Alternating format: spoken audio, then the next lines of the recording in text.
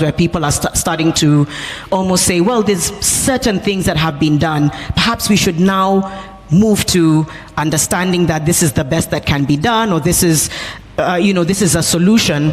Whereas I think a lot of us know it's not. It's in the guise of, but really, it's a massive tone-deaf approach to what people are asking. How can we sustain momentum? How can we sustain the activism to ensure that at the end of the day, the voices are heard, the people are heard? How can we continue to sustain it? Thank you, Janet.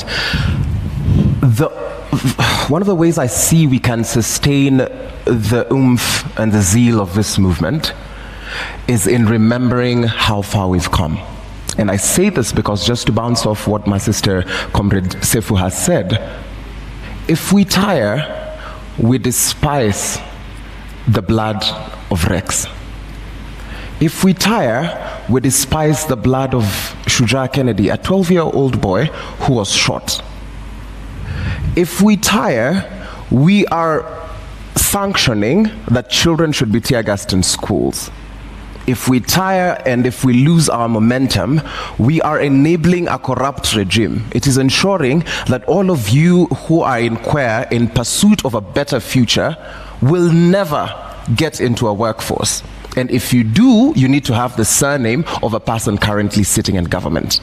I think the way we can sustain, and personally what drives me to be part of this movement, is the fact that there are people who once left home and will never go back.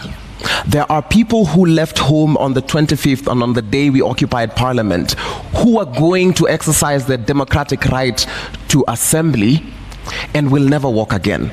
I think about these people and ask myself, what is so special about me that I should be tired? What makes me so special that I get the right to be tired? Does the mother of Rex, who has shared one of the most heartbreaking stories I've had, does she get the luxury of being tired?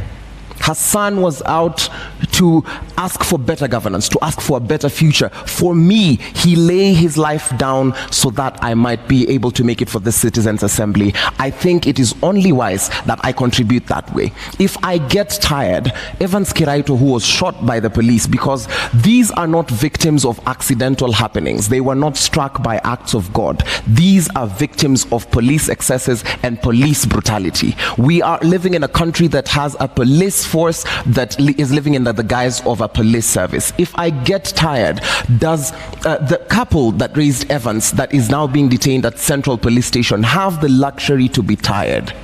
And I think, while it is exhausting, while we live in a world where you're supposed to be a student and this is not how we envisioned to spend our 20s, certainly not for me, in the gift of community, in knowing that I can look to the side and see my sister fighting, I can look to my side and see my brother fighting, I can look to you and see you reporting the facts as they are without being gagged. Those are some of the things we can do. There is most definitely going to be protest fatigue, as is the norm of any process that we undergo as human beings. But for the sake of the sanctity of their lives, of the comrades we lost, for the sake of the families they left behind, for the sake of the dreams and the brains that were splattered on Parliament Road, we cannot afford to get tired.